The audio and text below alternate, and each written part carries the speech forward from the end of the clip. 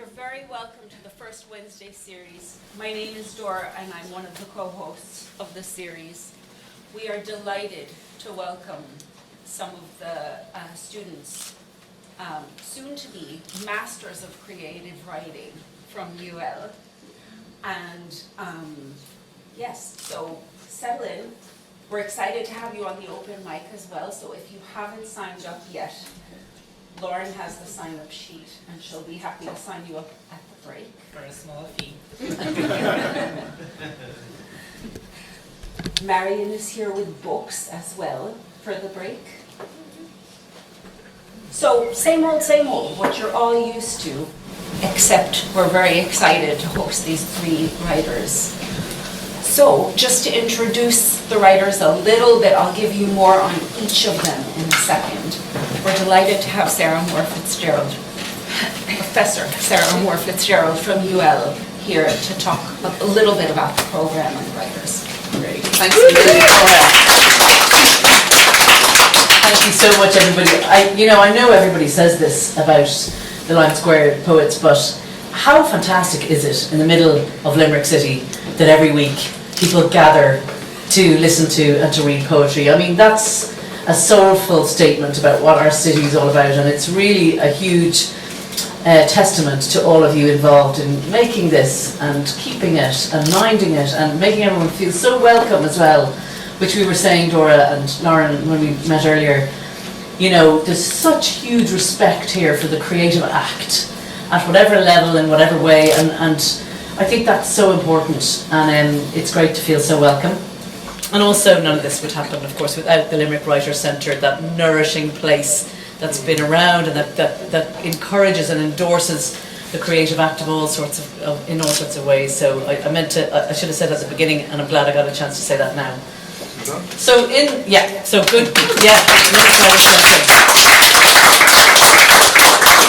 as Dora said, my name is Sarah Moore Fitzgerald. I'm the I can say this now, I'm the director of the in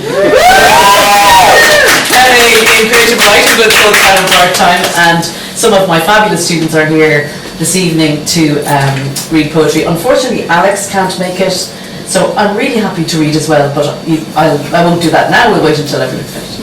So I think what's really important for our own students is that they have opportunities to showcase their work proudly in community settings like this. You know, we have open mics in the University of Limerick, and that's often, a tough way for students to be developing their skills. It's easy to write on your own, but when you have to perform, that really requires you to step up. I know a lot of you know what that feels like. But this is a really, really wonderful opportunity. It's our second year collaborating with the Lime Square Poets. It's an amazing collaboration. It's one that we hope is going to last for a very long time, and I'm incredibly grateful to everybody for facilitating this. I'm also really proud of our students, and the three students are going to be reading tonight will be introduced by Dora, but they represent an amazingly creative group of students who've worked so hard this year to bring their work to the page and to perform their work, and I'm very excited to hear them do that here. Thank you so much, particularly Dora and Lauren, but also to all of you for making us feel so welcome.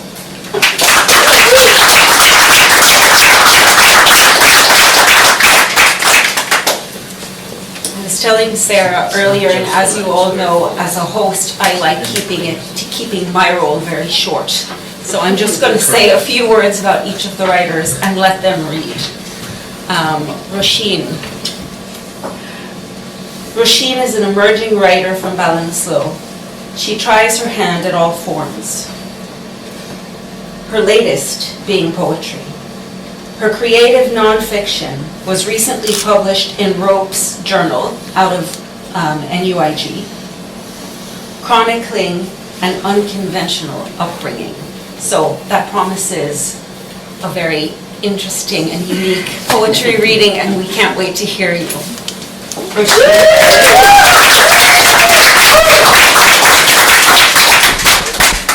for that lovely introduction. Hopefully I live up to that claim. So this first poem is called Jew. 32 and still a seed. I suppose I've sprouted enough. I look down at the new nodule where a leaf should sit neatly. It should have burst freely. A scratch more of belief or a ray of kindness may have pulled her out seamlessly. The other's tall, shadowy talents are still and simpler now, with the stalk of my own at least. I'll get there soon. I could see a bee or the sea beyond this rim of this pot, out from my mother's bleached windowsill. The postwoman was the first to notice my cracking soil. She snuck in a jar of tap water and filtered it down through my roots while you were outside for a fag. She spoke to me in a hushed poem. Seeds need attention of the daily kind. They'll never thrive without an eye. They'll never grow if they're not shown. Always talk to it like a child of your own. Her whispers fall like dew through my pores, slipping into my soil like tears. What a drop can do for a person with so few. These twisted feelings caught in the dirt for so long release my shallow roots into tiny shoots. Leaves variegate wildly, testing what they can do, knowing that one must go in front of the other, closer to the sun. Flora reflects in the window pane, their colour sharper than the others, now yearning to be cut with care.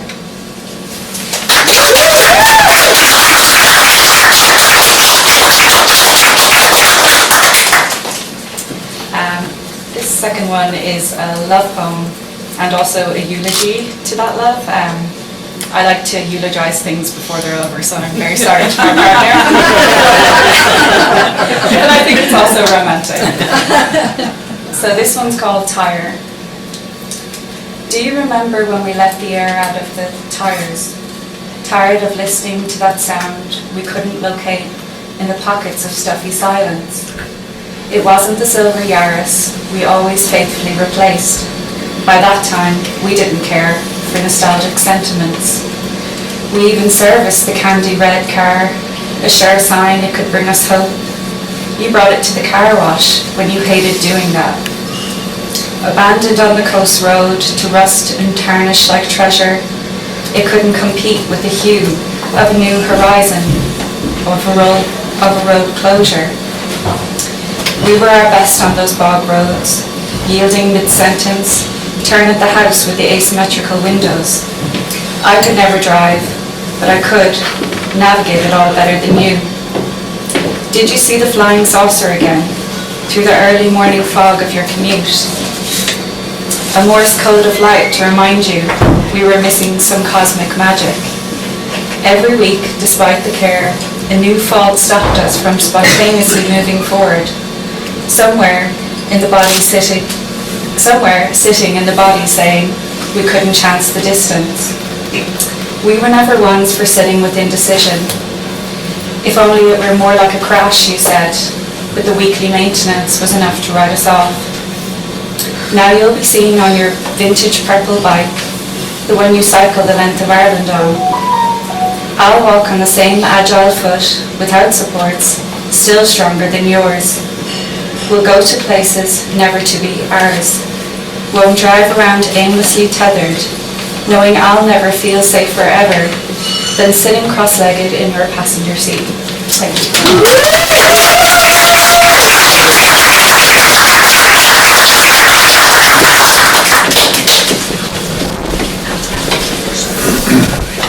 Thank you so much for that, Roisin. I could have listened to double the length of that reading. Thank you so much. Let's give her another round.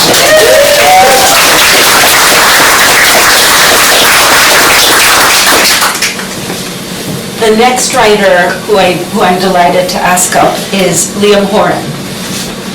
Liam is a current student on the MA in Creative Writing at UL. He is the author of Second Chance and Other Stories, his debut short story collection, published in 2022. He is the voice behind the Championship Man series of essays on RTE Radio 1. And that's it. So, Liam. It's appropriate to first of all declare myself as not a poet. Because short stories and prose, etc. will be my side of the house. But one of the great things about the MA in creative writing is the way in which poetry is being brought into the whole mix. And we're very grateful, I think, I speak for all of us, to Professor Emily Cullen, who's our poet in residence, so to speak, and really brings poetry to life for us. And those of you who are more experienced poets than me will recognise the list poem she got us to write, which is my first of two offerings tonight. It's called I Come From. I come from a view that's gone, straight down the town, a funeral cortege on the street, bus of celebrating footballers home. Leave now, we'll get down there in time. I come from a childhood that's gone, the youngest of four, steps of the stairs, 1964, 1965, 1967, 1968, usurped by the fifth, the gift, 1975. I come from the same place as you. I come from striving to remember. I come from failing to forget. I come from the duffel-coated dampness of forbidding churches. I come from the funerals of granddads whose names I never remembered and whose faces I never saw. I come from today, from a still shaping future, from a flowering opportunity, from the hills left to climb before I sleep. I come from where I will go, ash back to ash, my dust back to my dust.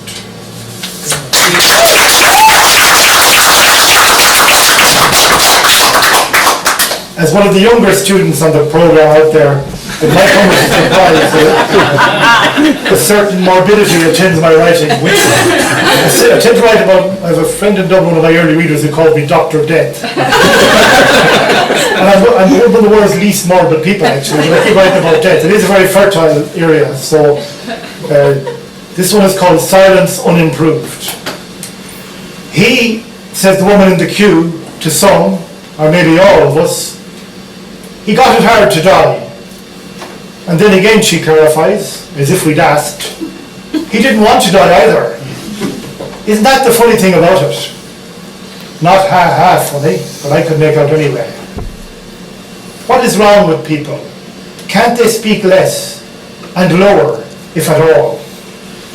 Empty vessels, closed beaks, 2 ears, 1 mouth. Before leaping, look. Before speaking, think. Before a corpse, respect. Before dying, live. When I go, sing a powerful chorus, recite a poem, quote an extract, or just troop through silent.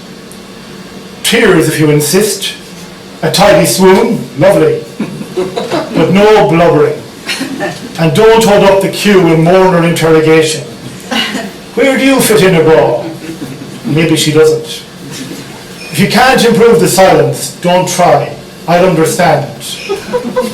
Silence unimproved is a beauteous thing.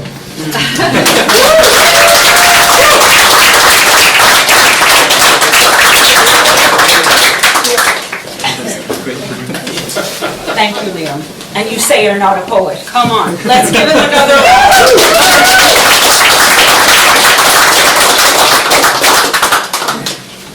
The next writer is Sinead. Sinead is a freelance writer and film and TV producer and director. She is a contributing writer to the Irish Times, Sunday Miscellany, the Detail Investigative website, BBC Online, and more. In 2022, Sinead received an Arts Council Irish Writers bursary. So, over to you. I think we can do a warmer welcome than that. Let's do it again.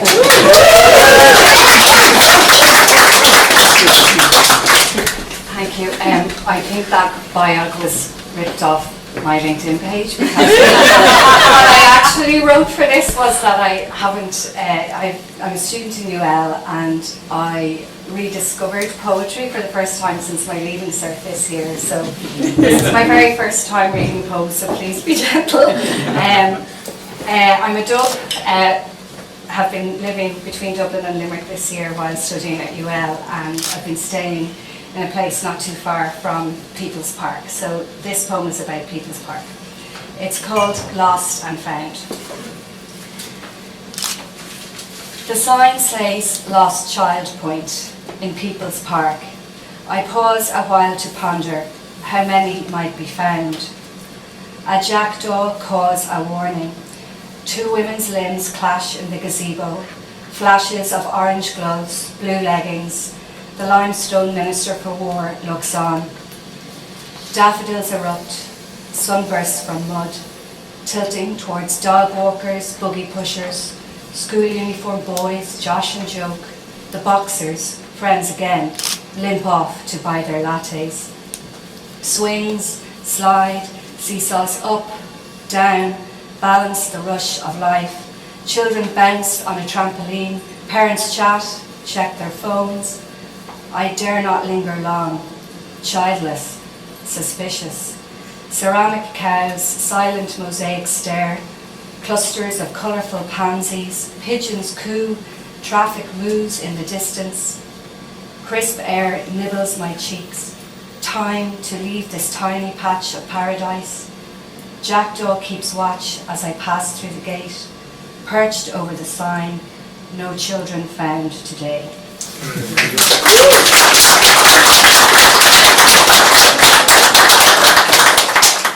This is the first poem I ever wrote, and it was encouraged by Emily Cullen in the MA, and I had put up my hand and volunteered myself for the first workshop and spent the next 2 weeks, well, I'm polite, I was very worried, and I didn't know what to write about, and then I watched the news and they were talking about the tune Baby's site being excavated.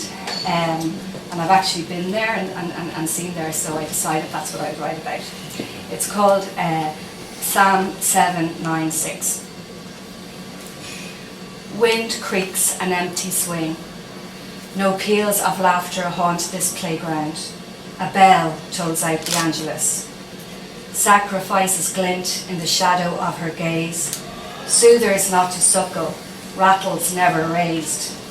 Clay cuddles bones, swaddled in our shame, skulls of scattered rosary beads, numbers finally named.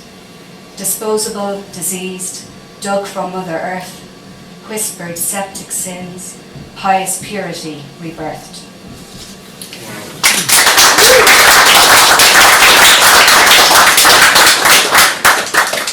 And this is the last one, and it's a bit more upbeat. It's back to the Limerick theme, and I've been spending a lot of time on buses this year, which is quite inspirational at times. And then, as Liam mentioned, I'm supposedly a mature student, but old habits die hard, and this is one I wrote last week on the bus, about the bus, for an assignment that was due that day. It's called the 304A, which I call the 304 never. So. The 304A. The 304 never takes forever to come, crawls along, stops for no reason.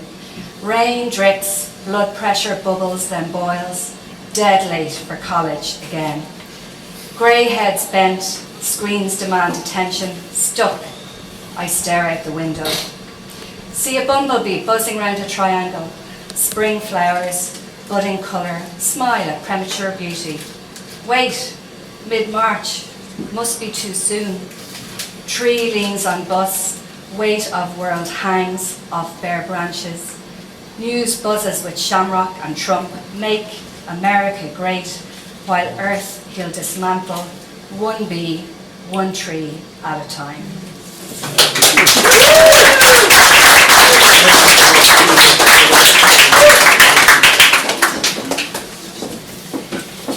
Thank you so much. I really can connect with the 304A. I spend a lot of time on the 310, the 304, and the 304A. Okay, so let's give all of them together a round of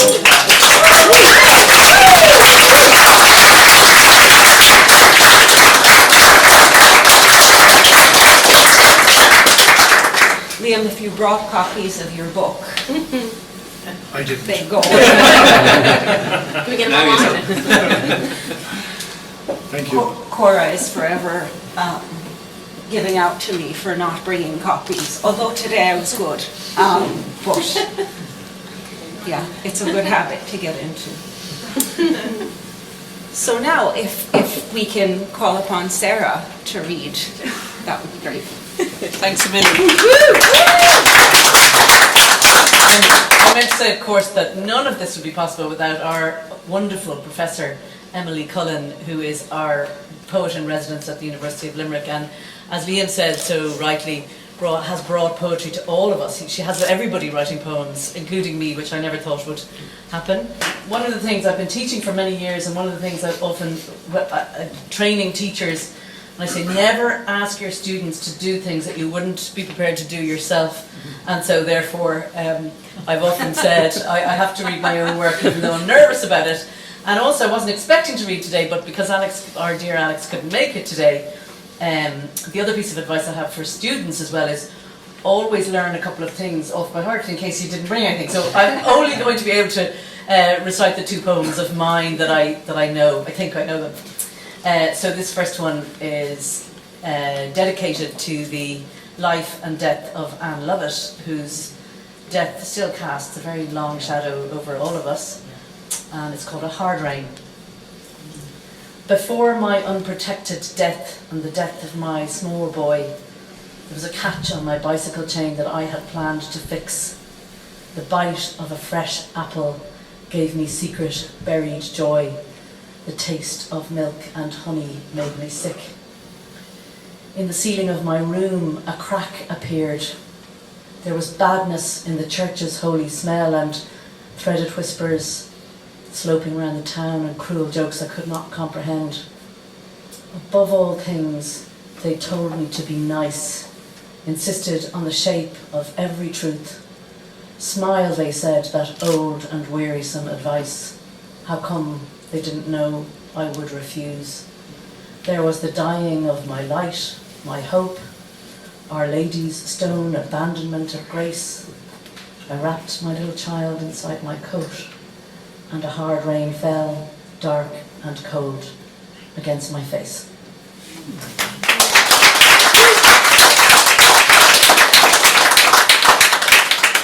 And so this second poem is dedicated to the architect and artist Eileen Gray, who was just the most amazing woman and whose wonderful villa in Menton in the south of France fell into disrepair, only for interest in it to be revived because Le Corbusier, the male architect, had drawn huge murals on the walls without her permission and to her dismay. And when I found this out, we went to see the house a couple of years ago, and it was just such an amazing experience. But when I learnt about this kind of angry poem came out of me, and apparently she was a very good-natured woman, and she never held grudges, and she forgave all the wrongs that were done to her, but I don't forgive them, and that's where this poem comes from. So this is for Eileen Gray. In some shining slice of time, not hers, not mine, we will be friends. I'll enter slowly through the doorless frame at Rockbrunn, and we will sit behind her concertina glass in chairs designed for happiness. On the balcony we'll drink. By day, iced water, dry white wine by night. Often we will clamber down the rocky path to swim. Some days the sea will have a pulse, hot and sharp like toothache. Breakfast will be served on steely tables that can be raised or lowered according to our changing moods. I'll drive with her on fragrant coastal roads. one evening, drunk, I'll tell her I think Badavici is no good. I will tell her I think Badavici is no good. And behind Le Corbusier's suntan back, I'll ask who chooses for himself a name like that. We'll tear his dark wood cabin down, his colour-coded bunkhouses. Our laughter will be filled with liberty and vindication. We'll coat our nails black with lacquer, dress like men, and I will scrub away his blaring, lurid murals, sand down her walls and paint them clean again. Thank you.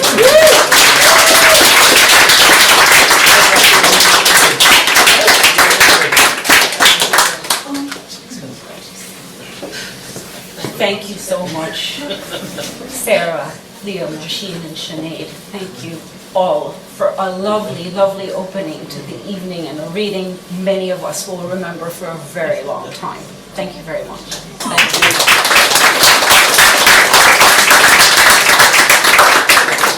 And yes, Emily has been a supporter from the beginning of this series and Lime Square, and we miss her, but she couldn't be here, so do convey our thanks to her. Okay, we've wrapped up the featured part of the evening, but we have a surprise today. So as people are going and grabbing another drink and buying the lovely collections over here, we have Lauren's collection, we have Cora's new collection, and we have Dominic's collection over there, which if you don't have a copy, you owe yourself a copy. So they're on the table over here. But Tom McCarthy has a new to us song that he would like to share. So he has requested not to do it on the open mic, but in a friendly way during the break. So that will be happening in that fantastic back corner under the lovely red lights over there.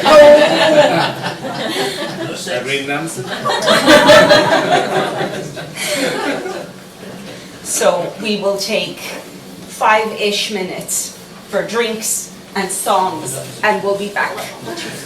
See you soon.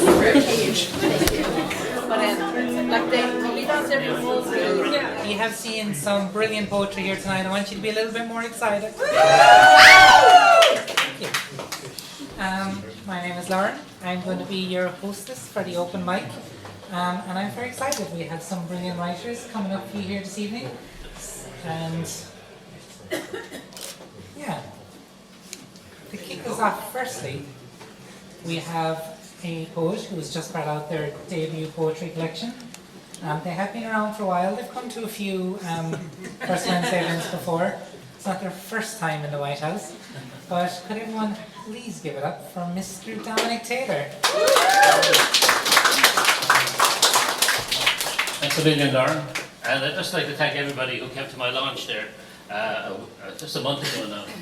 And these are all my memories. Nothing here before, after COVID. So, but since then, after publishing this, I'm actually writing poetry again, which I hadn't been doing. So I'm delighted with that as well. So this is one poem from it called Kings and Queens. We were kings of footpaths, railway lines, ditches, tracks that led to dens and adventure. You were queen of summer, buzzing like a bee, scooting down the hill that led to the city. We took the road to the country, cider-filled days. You chose makeup and the company of older boys. You fell headlong into life, left your lipstick mark for all to see. Now your form is a ghost, someone I knew a long time ago, but I feel your presence still between the rumble of traffic and rustle of trees, whom we were kings once and you were queen. Thank you very much.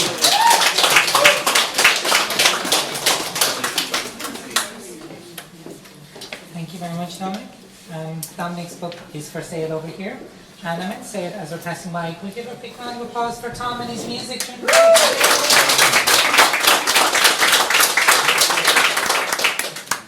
I also want to just say a quick little extra thank you to our readers tonight from UL.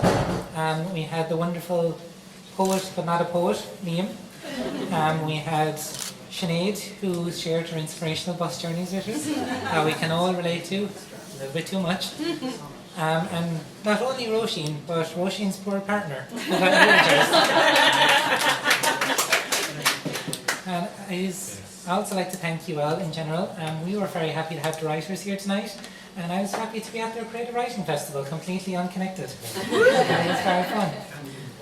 Up next to our open mic, we have a little bit of a preview, because our next month's reader is newly published White House regular, Miss Cora Peters, and she's going to give us a little bit of a taster session tonight, so you'll all come back again next month.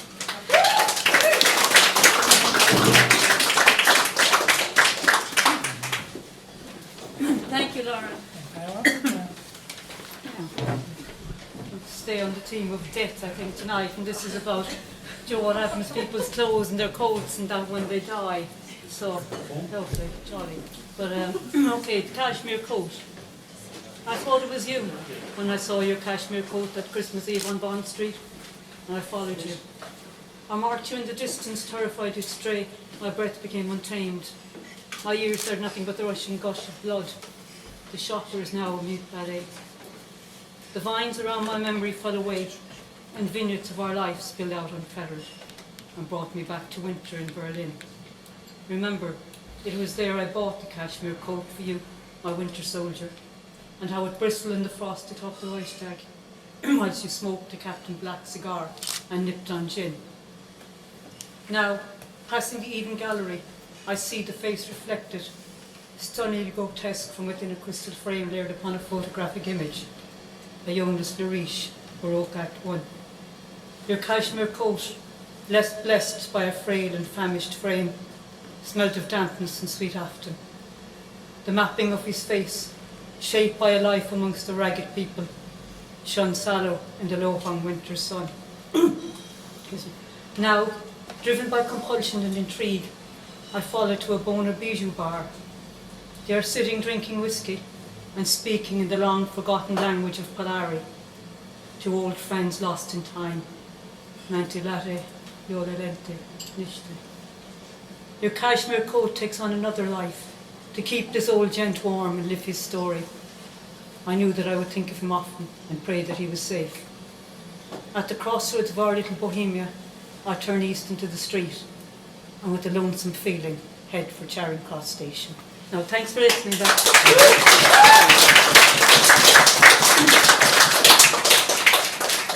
Thank you so much, Cora. And if you enjoy that, please come back again next month and see a whole lot more. Up next to the mic, we have Joanne Ryan Purcell. You give it up for Joanne.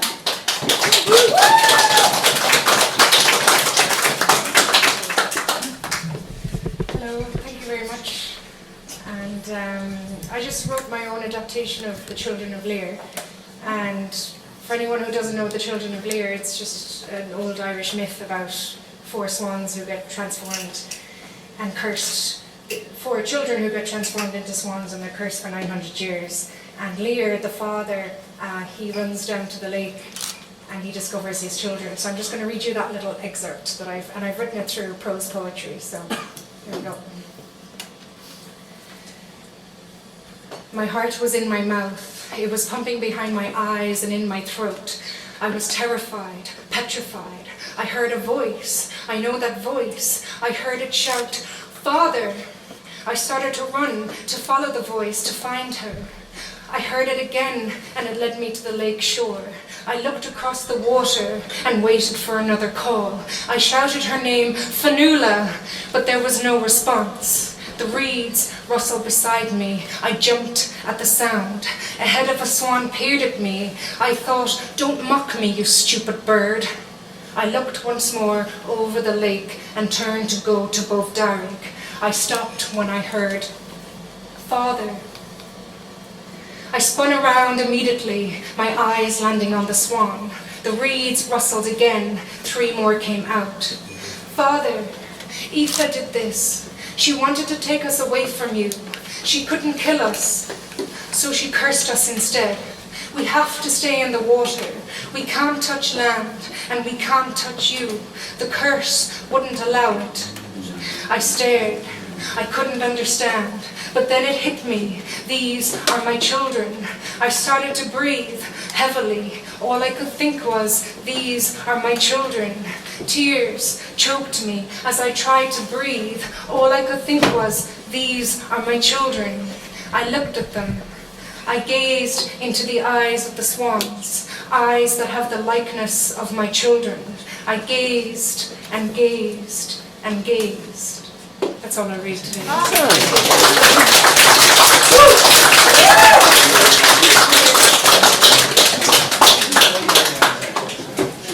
Thank you so much, Joanne.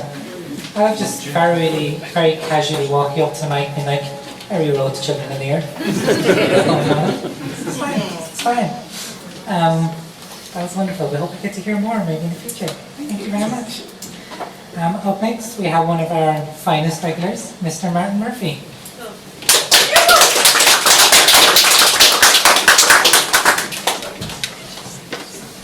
Exaggerating a bit there, Rob. Not a bit. It's just Every a word true. bit of a memory poem. An afternoon playing football, the usual for us, in early 1981. 15 years of age. The sun shining as it always seemed to back then. Two of the community workers at the playground made us an offer that day that we couldn't refuse. No stranger danger back then. A concert free of charge that evening. All we needed was our bus fare, 5p and the obligatory permission from our parents. That done, at 6 o'clock, we caught the number 18 bus from Harlesden to Wembley Triangle. Just a 15-minute journey for us, but with 10 excitable boys to manage, the ticket holders really had their work cut out. It wasn't until we got to the Empire Pool that we realised who we had come to see. The big golden letters above the entrance. Status Quo, the Never Too Late Tour. I knew a bit about them, but that night started a lifelong love for these rock and rollers. From the minute they played their intro to Caroline, to the final encore with Down Down. Even us kids rocked the night away with the already hardened headbangers. What a thrill it was. There was no point in my parents asking me how the concert was the next day. I couldn't hear a thing. I couldn't hear a thing for 3 days. I didn't need to hear anything else. I could still hear the Quo rocking in my ears, as I still can to this day.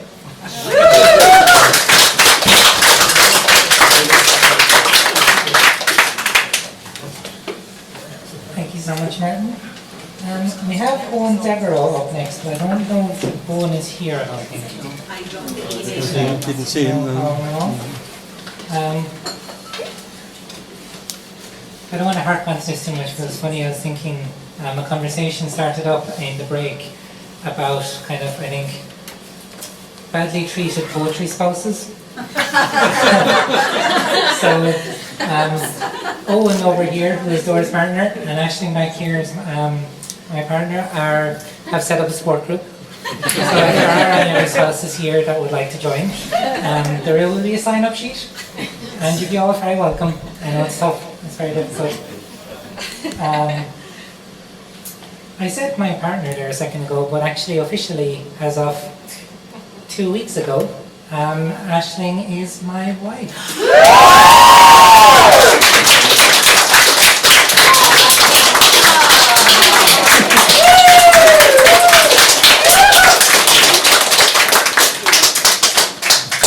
Which is why I missed most of April's spoken. I've no love poem or anything, I'm sorry. It'll come. It'll come. But we have lots more wonderful writers for you tonight. And up next we have Mr. Larry Doherty. Give it up for Larry.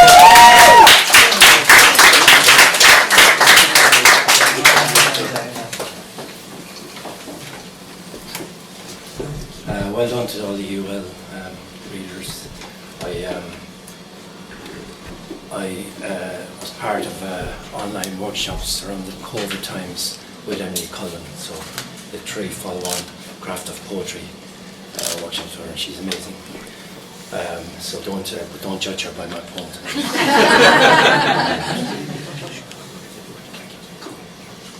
No matter how many times you do this, your heart thumps, doesn't it?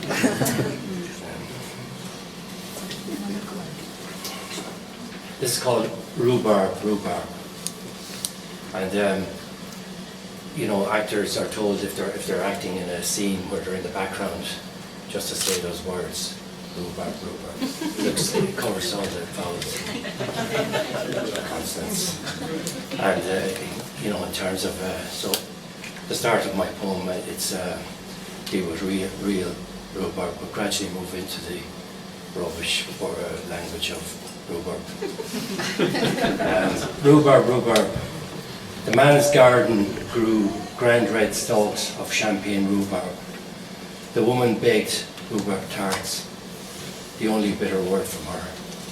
Rhubarb cut the guts out of the young lad. He couldn't tolerate it. When Jehovah's Witnesses called, they preached a variety of rhubarb.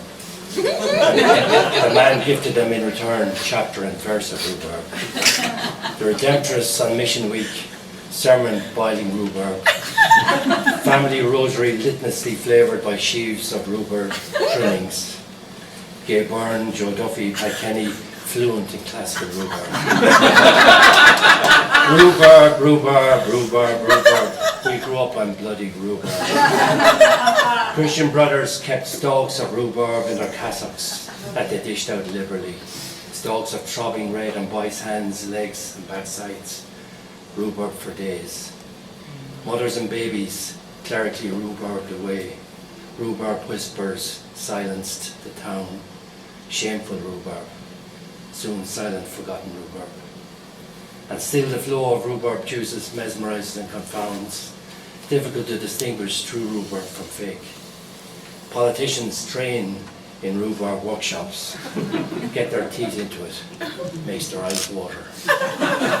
Rhubarb posers everywhere. Disguised government stalks steal talking time for rhubarb questions and rhubarb answers. The chosen rhubarb offers 2 fingers, 2 stalks. Dirty, unwashed, old newspaper wrapped rhubarb. I'm glad you asked me that, rhubarb.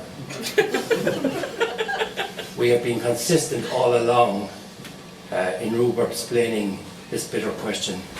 We will deliver more than adequate rhubarb, no question. Tens of thousands of rhubarb stalks. The rental rhubarb market is exploding. Special AI 3D rhubarb printers building children's hospitals and rhubarb fibre data centres. A bicycle shed built of rhubarb. A bunch of wasted rhubarb. Orange Sharpie signs emergency rhubarb directives. Rhubarb tariffs leave a bitter taste. Advance against free rhubarb. Canada and Greenland rhubarb free. A stench of just musk coming up from stewing rhubarb sewers. Shit produces great rhubarb and vice versa.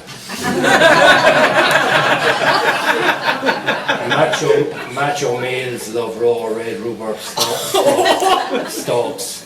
Love the rhubarb salute. No time for woke, limp, pink rhubarb.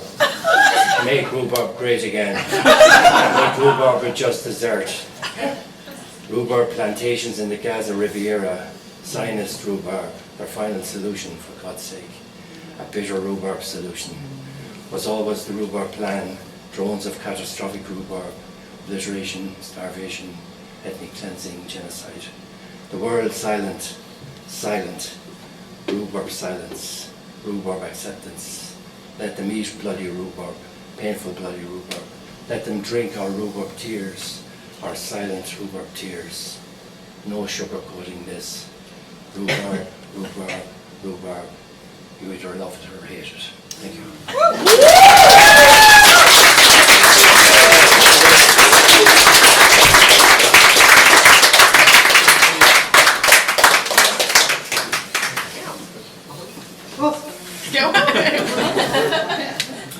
I didn't know about the rhubarb thing for movies. I'm interested. I did a background gig in a film before Christmas in Limerick, mostly because I wanted to meet Liam Neeson. I found out afterwards it was not the Liam Neeson film. But I also didn't get called back for anything else, probably because I didn't say rhubarb in the background. Up next, we have Mr. Tom McCarthy, who is showing us his music. The MC here, Barry Sheehan, every time you went to his house, you came away with rhubarb. It's a fact, he grew an awful lot of rhubarb. As you can see, I was in a very bad accident, and it's telling its toll at the moment. It's getting worse by the week. But I feel out of place here tonight because I was born in 1947, which makes me 78 in October. And I left school at 12 years of age. So I'm definitely out of place. I left school because my mother had 8 children and I had to go to work as a tea buy in a corporation. So, and all the students here from UL and Mary I, congratulations, stay at school as long as you can. I never got the chance. And because of that, I try this poem. I can't see, so I can see so much, but I can't read my stuff. But I tried this poem, and it's called Jealous of Seamus Heaney. My scribbles and my thoughts are no different to those that crossed the mind of Mr. Seamus Heaney. Naturally in a different context. Through circumstance? Naturally in a different context, true circumstance. My world was as far apart as his as it was near. His education was from boarding school to university. Mine was from primary to Jackson's pawn shop. 2 completely different tributaries. One leading to fame and the other to an unknown name, both heading for the same reservoir.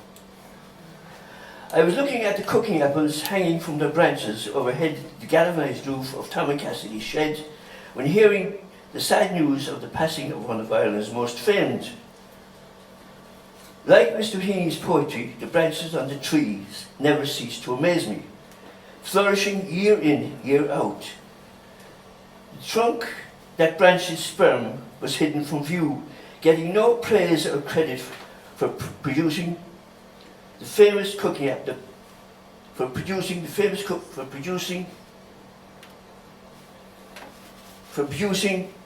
good cooking apples anyway.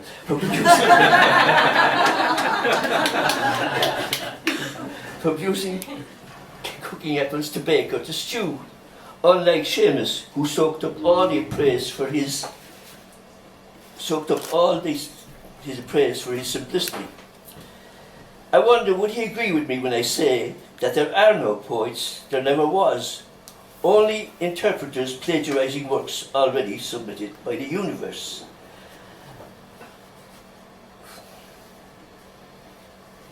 Help me?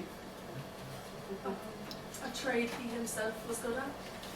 A trade he himself was good at. Digging out the potatoes, cutting the turf, watching his mother bake during the midterm break. He learned his trade. Voice from the wilderness? I lived mine. I lived mine. Sorry about that, no, let's.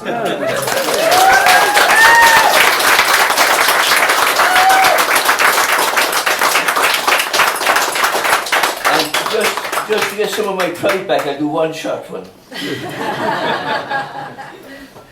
I do one short one about. Give me one. Kaya? Guinness. Started? Well, at least I don't know that one. I know that one though. Give me another one then.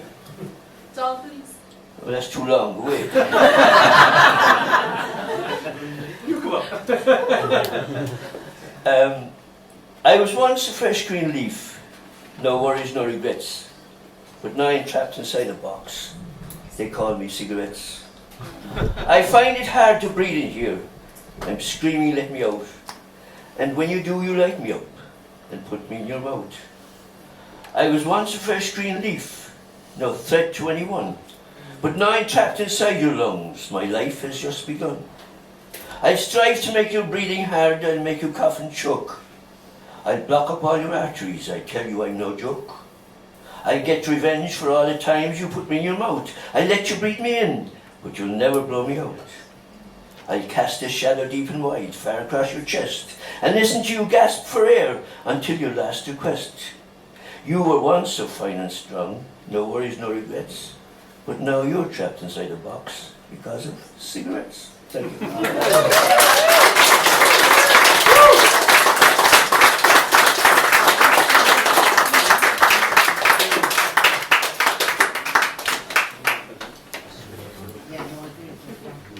That was the triple threat of Tom McCarthy. He is a poet, he is a musician, and on the side a male model. Up next we have the wonderful Marie Studer. Marie, you have to give it up for Marie.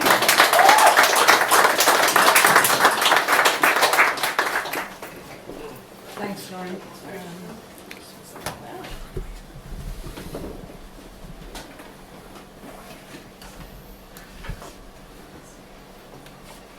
Okay, so this poem, it was after listening to an interview on the morning news, and it was a doctor talking about a shift that went on for a couple of days. In the lull of the night to day to night, latest attack, the medic turns to the makeshift theatre, sees nurses on the floor, custodians of death's waiting room, eyes closed, they stare beyond gauze, fingertips rolling invisible seeds on rust-soaked rubble ground. They inhale imaginary green vines, taste pepper, red radishes, behold sweet Alison. A meditation aside from the slaughter that insinuates itself into every cell of their being. They rise one by one like the gold solitary flowers of Handel sprouting hope, even when cut from the ground. They believe peace will come. Plant its white seeds in soil where the spirits of atrocity roam, until home is, and always will be, home. Thank you.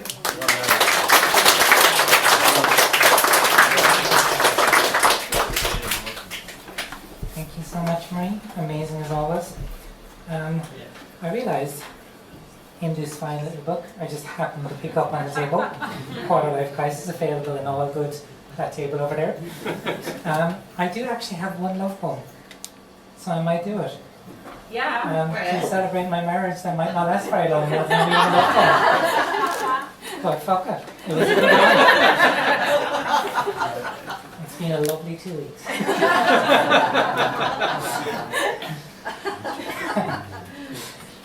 This piece is called A Love Worth Writing For. The world throws jagged edges at the love letters we wrote.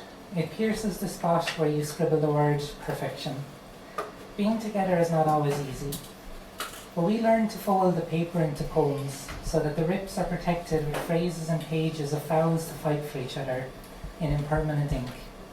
Where words written in late hours of early days never dry, they remain fluid, rewording and retelling, changing, I want this moment to last forever, to, I love the person you've become.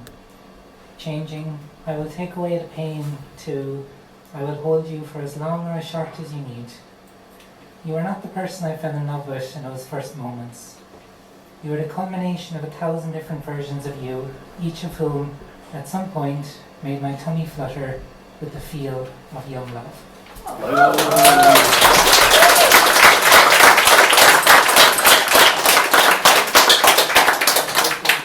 It might get to week 3. Okay. Up next, we have the wonderful Mr. Stephen Roach. Can we give it up for Stephen?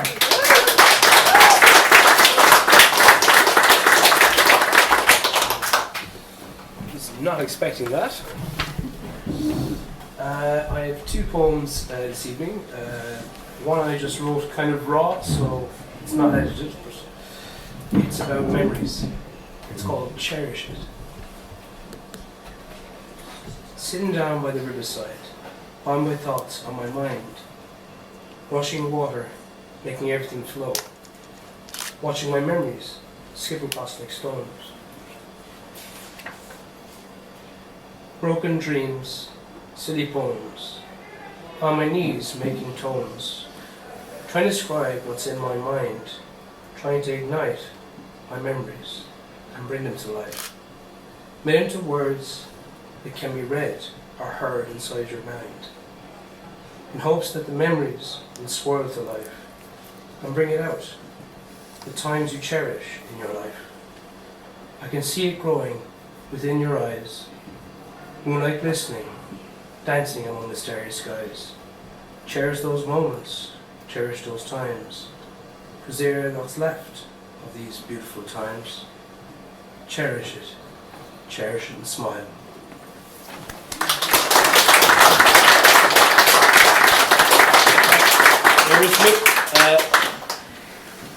So that was not edited yet, but I work on it. But I've one other one I don't think I've actually read it yet.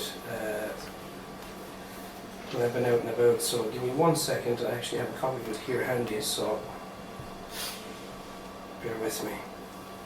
Technology and all that. Okay. Everyone remembers COVID, right? Excellent. So, have you ever heard of the green fields of France? You have? Excellent. This will make it easier. So, I basically wrote a poem based on how it affected Limerick itself with COVID, and I tuned it into the green fields of France. You'll see the lyrics as we go. It's called COVID Limerick. It wasn't long before the virus had came, where everyone would have to stay inside and keep sane. A change to our lives, a different mind frame. It's time we came together and made this change. I remember back in 1916, there was loads of gas, barbed wire in an Irish stream, torn and battered and closed behind the glass frame. Now we're free, we must fight again. This is COVID-19, a new threat, a new oppressive type of stream. We must stay strong and begin to sing of those who died back when there was COVID-19. Are you a stranger without even a name? It's time you played your part and stayed away from this strain. We have to prove we are free and stay inside where we're supposed to be. I remember the time back in 2020 where we survived the COVID-19 and it was deadly. And we beat the drum slowly as the last post told us that the virus was no more. And we went only to see the flowers in the forest. Now, young Ireland, did you have to answer the call? Did you really believe that this is the war of all wars? And finally, when you realised it's real, did you stop and begin to see? Now, young Ireland, did you have a sweetheart in mind? Those that now live here know why did they die? Or are you a stranger who doesn't understand this game? Stop and listen behind your glass frame. Because this is no laugh, this is no game. It's time to stay strong, Ireland. Stay in for all of us and stay away from COVID-19. Thank you.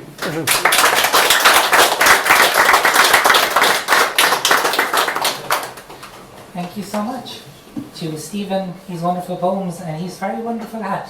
It's really nice. Up next, we have the equally wonderful Mrs. Beth Dennehy. Beth is in the most difficult place possible to get out of. But Beth is a wonderful writer, and we're very excited to hear her piece for this evening. So can we all give it up for Beth Dennehy?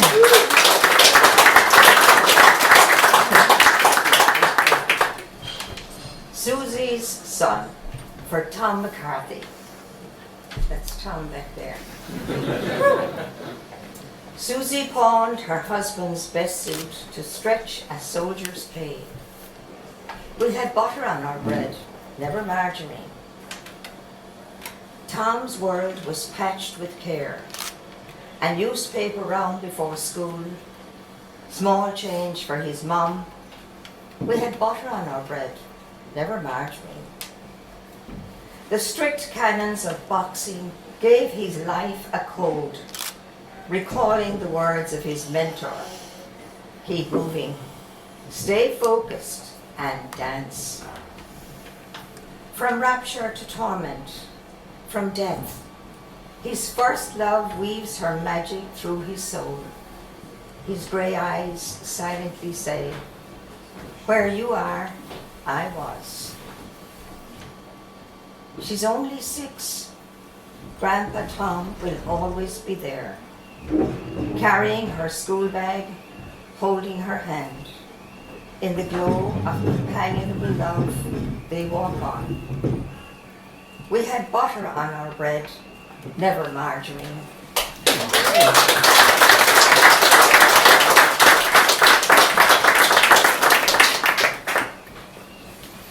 That was really, really lovely, Beth. Thank you so much.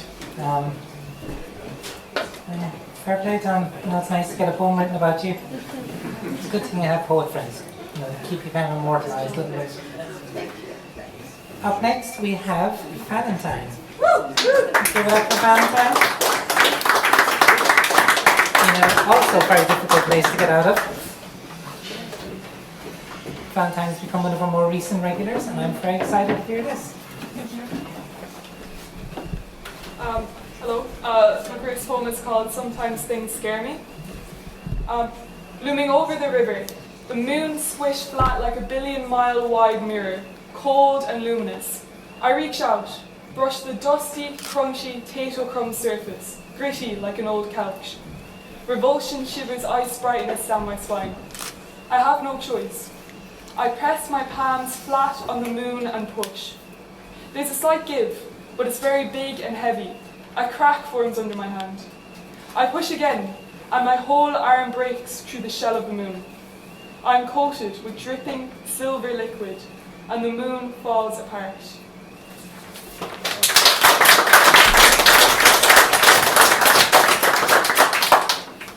The next poem is called "Beauty Factories," and I wrote it last summer when I was up in Dublin as part of the Edna O'Brien Young Writers Award.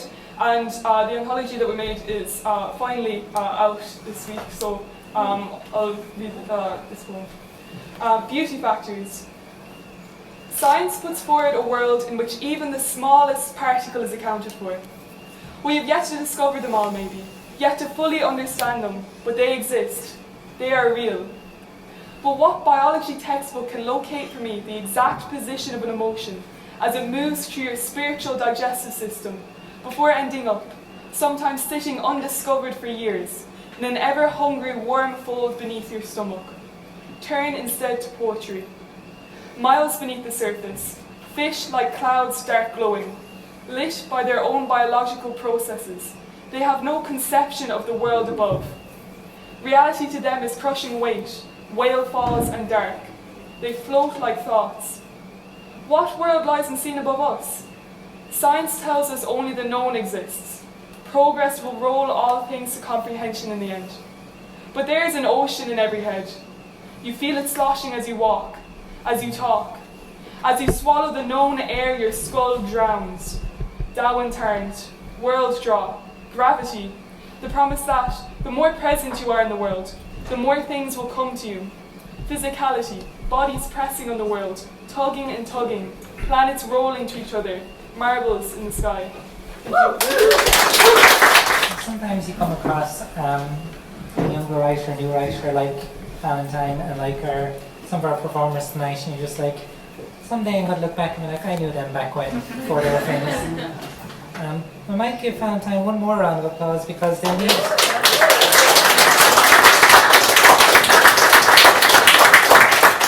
Because they may also need a little bit of extra energy, because I think this time next month they'll be doing their leaving cert.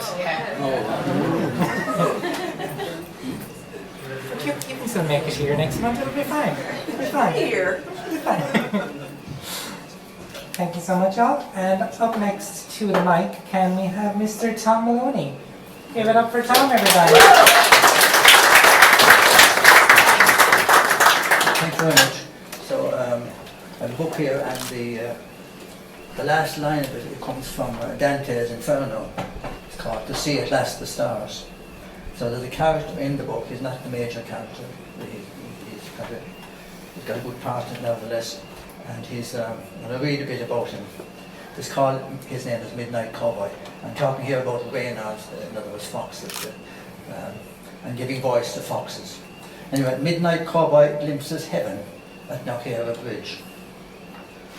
On spotting Reynolds under Knockera Bridge, the Wednesday night in question, Midnight Cowboy noticed that they were nodding. It perplexed him. Only what happened next had him doubly perplexed.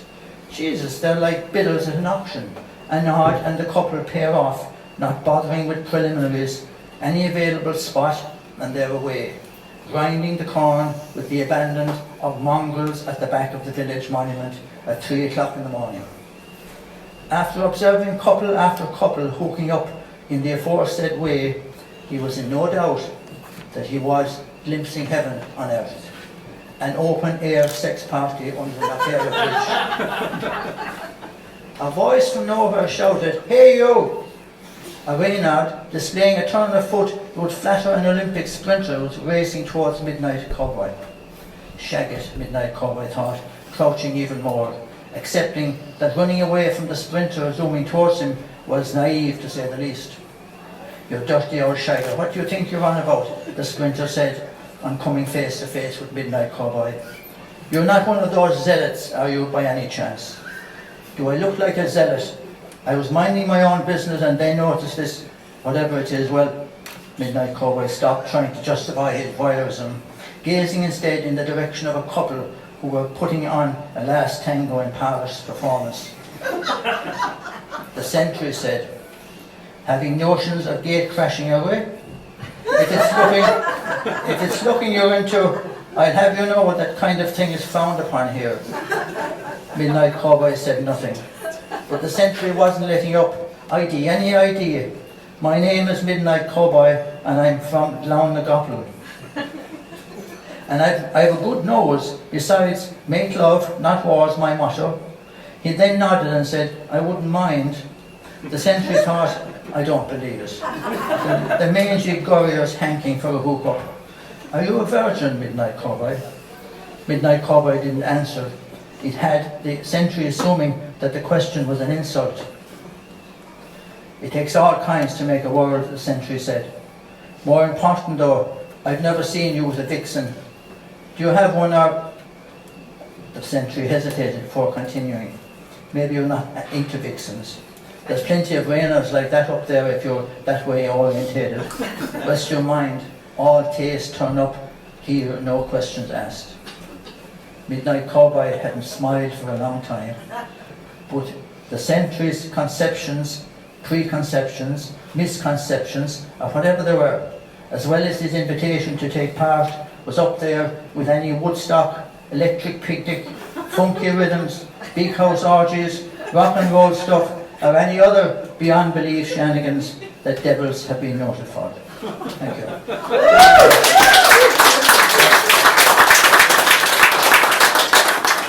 As a special tonight, I'm selling it for a tenner if anyone wants it.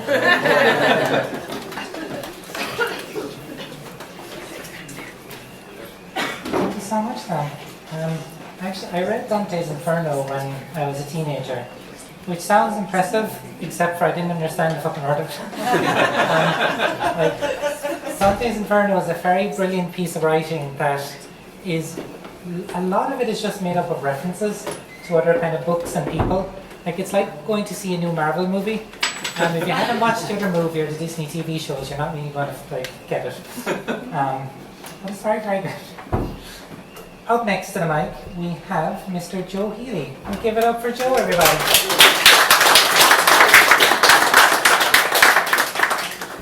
Hello, thanks. So, in our world we have many refugee camps now, and this is a story I heard in a documentary about a little girl who was in a refugee camp, and all she did was she was knitting all day. She would knit the same piece and then tear it up again. It's called Margaret's knitting. Margaret's knitting in the corner. That's what she does all day. Stays away from other children when they go out to play. She lives in our refugee camp, a victim of Rwanda war. Breaks and knits the same piece of grubby wool once more. She's the oldest of the youngsters, never speaks to anyone. Whatever she has witnessed cannot be undone. I hear there's a bus coming to our camp today with families longing to take their kids away. Now I see Margaret. She jumps up from the ground, wraps her arms around the woman, spins her round and round. For this is Margaret's mother. They haven't met for 2 years. She's talking at last to everyone between laughter and tears. I wonder when they go back to their ripped up land, will Margaret place the knitting in her mother's loving hand?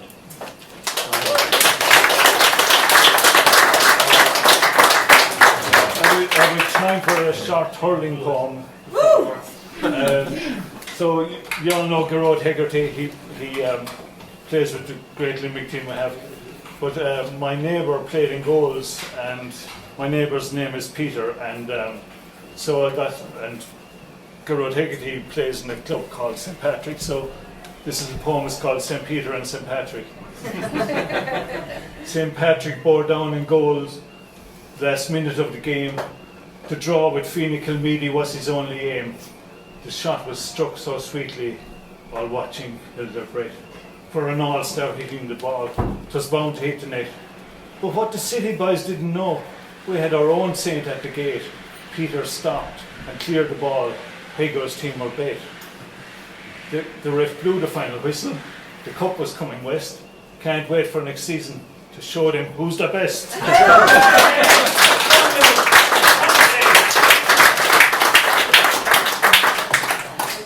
Thank you so much, Joe. Up to the mic next we have Matthew. I don't have Matthew's second name, so I like to just think Matthew is like Beyonce. And, so can we get up for Matthew? Good evening, everyone. My name is Matthew. This is my first time reading my own thing. I don't write or anything, but I just have a great imagination, and I guess that my inspiration goes from Michael Jordan when he said it like, I told myself I'm not gonna do this, but I'm here, and unfortunately he said that at Kobe Bryant's memorial service in Staples Center in LA.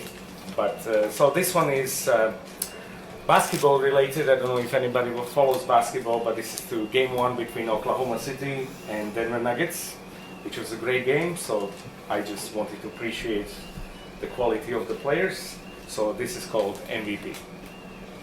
Game 1, we had the OKC. The 2 MVPs everybody wants to see. First half, OKC are cooking. Nuggets are only looking. SGA is putting on a show. Joker, the only one who knows. Fourth quarter, all is in the clutch.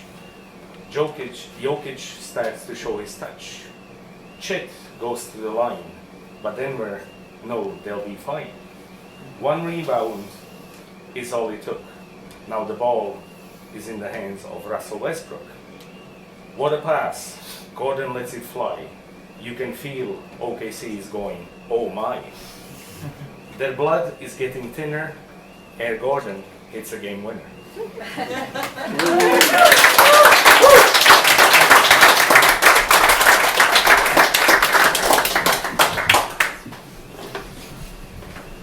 Now, we have a little White House tradition that when it is your first ever time reading at the White House, you do get another round of applause.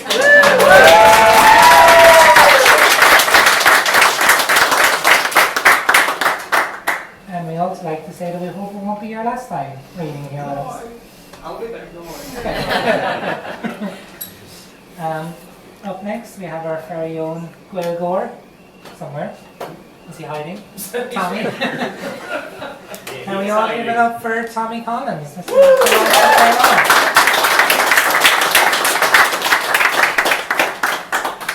Yeah, so I decided I'd try and keep it light-hearted this evening, and I took out one that I wrote before my leaving cert. I translated it into Irish a couple of years ago, so I'll read it in Irish first. In English it's called Under the Horse Chestnuts Blossom. Is mé ag siúil is solas deirg an damnig dhearnig I mí a bráin. De glach mé sos fé lóga crumtha an chrín na ásan idir an bóthar is scóthán suimhnach na háan sopra. Jumpla na sionna ag lonrú mar flatnam. Ag ligan miscíthe ag lurag faoi sibh an úlach ar ma chuis ar ma intin. Agiri Vasosta, Hamukwit Swincha, Leve Hamaglan Spare, Glay Rail Togok, Riftus Nuasaura, and Swincha Ura, Shakas Connor along Jatig, Namakala Cayman. While walking in the waning light of fading April's final Sunday, I paused beneath the bending leaves of a tree that grows between the road and the mirror of the river's still reflecting platinum surface, just to rest myself and take some weight from off my feet, to clear my head so that it might be a clear April Sunday night and starry sky of luminous new ideas, not the dusty road of echoing footsteps past. Come on.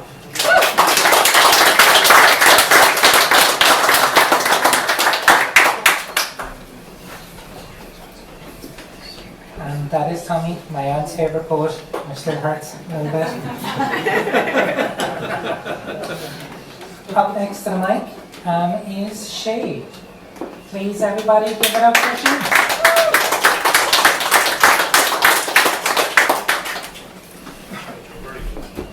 Hello everyone, and thank you very much. And this evening's poem I'd like to read is called Chips of Conversation. And in what I do, I use this poem in my job. And I used to be a person who used to get very deep in conversations. It's part of the job. And got told one day, very politely, sort of, your job is no longer to make the conversations deep, it's to get them up out of it. And poetry, being a bit left of field, works rather neatly. So, ships of conversation. The level of detail is intense, and the ship of conversation sails deeper into water, and going is tough. To go quicker, keep it simple. Simple pictures, simple words. The sailing will lighten, will go easier.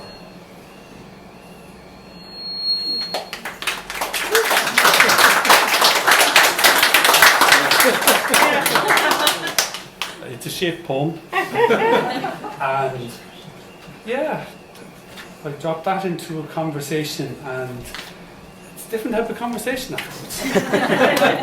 Thank you very much.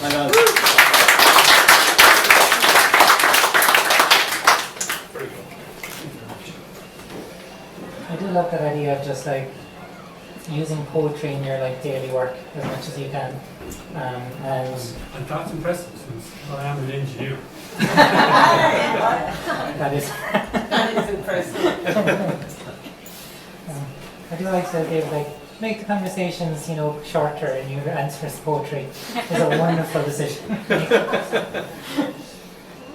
Thank you so much, Shay. Up next we have, hiding in the back, Geraldine. Would you like to come up to the mic?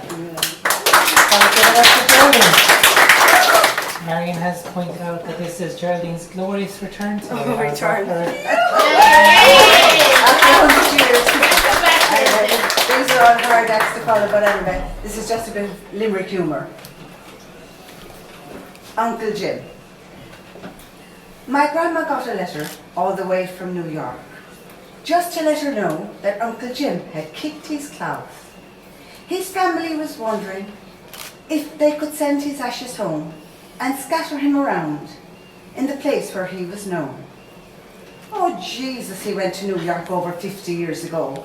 So Grandma was saying, I really don't know. In spite of all her worrying, his ashes did arrive. It was the first time now that Grandma saw an urn in her life. So she took him up to Plassey, a place she remembered he used to play, and said, this is where I'm going to throw his ashes away. So we all walked up to the Black Bridge. There was no one else around, and Grandma said, now don't make a sound. She opened up the urn and said a little prayer, and threw his ashes up in the air. All of a sudden, the wind began to blow. The ashes took a backward turn. Little did we know that Auntie's mouth was open and the ashes flew in. Poor old Auntie, she went into a spill. Jesus says Grandma, you never lost it with your big mouth. There's only one thing you can do now. Will you ever spit him out? That fella went to New York. He never sent us a bow. And now you've gone and swallowed him down your gob. What does he taste like, my cousin did say. Christ, he's like a briquette or ashes from the clay. My uncle was rubbing his eyes like hell. He thought he would bust a blood vessel. Jesus, said Grandma, what'll you do? I think I have to bury both of you. Rinse out your mouth, you idiot. Rinse out your eyes as well. And let's just hope that Uncle Jim doesn't go to hell.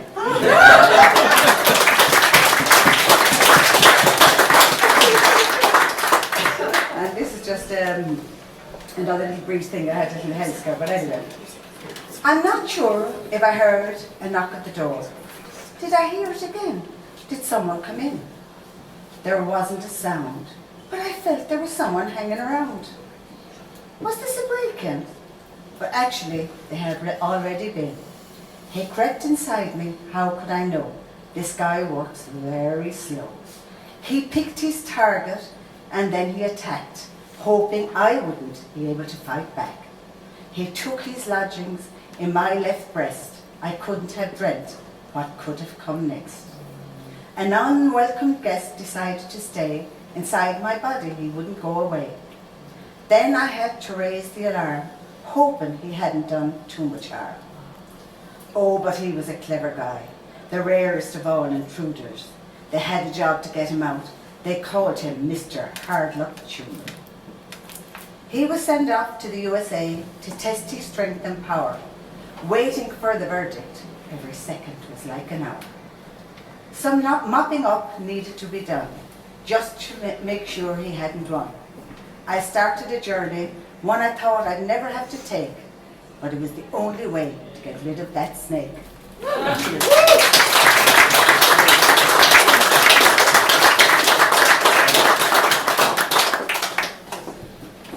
And what a glorious return it was. Thank you so much, Geraldine. I hope you won't leave it as long again to come back to us.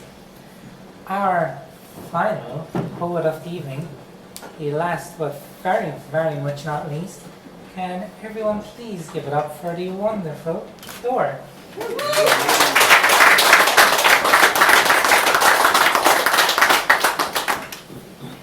Thanks. Martin, you were right. It gets easier, but not easy. A week and a half ago was the launch of Kevin Higgins's potentially last poetry book. Kevin Higgins was a brilliant satirist, brilliant poem, and wonderful poetry teacher. I was lucky to study with him, and the poem I'm going to read was written for his workshop, in response to a poem of his called Creative Writing Induction Speech, where he wrote another one brilliantly satirizing Ocean Vuong, but he mentions Ocean Vuong in that poem. And so it's kind of me speaking to Kevin, but I was thinking about one of Ocean Vuong's poems as well when I wrote it. It's called In Reverse, and it's for Kevin. In reverse. We could reach for worse than making a butterfly out of the human, making the moon see the sun in the mirror, remember their separation, when all was earth and water, clay with no craters, unscratched, unformed, whole whispers on the surface. Before we felt the pull and the repulsion, before the protection of fingernails and eyelashes fluttering over sight. When our blood's beat was visible through fragile fontanelles, and love was food, protection, an unquestioned imprint. Before we could speak, before we were named, before I was a scorpion learning to sting.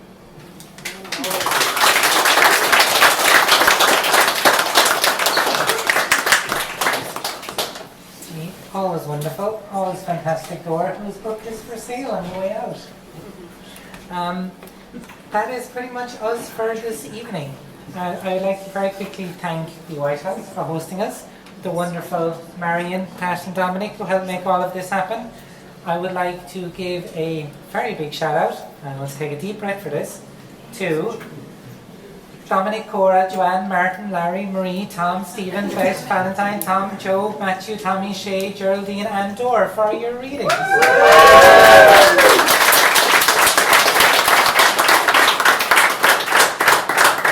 And most importantly, please give a huge round of applause to the fantastic Sarah, Liam, Roisin and Sinead, our featured reading.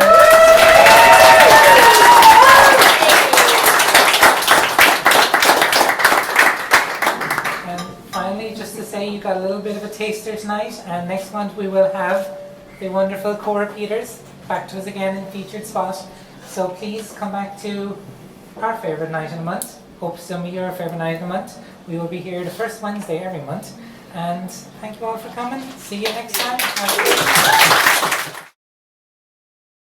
Wandering down the highway long, stars above, they hum their song. Every step feels somehow wrong. Gotta find where I belong. Endless roads, they wind and twist, chasing dreams through fog and mist. In this maze I'm getting lost. What's the path? What is the cost?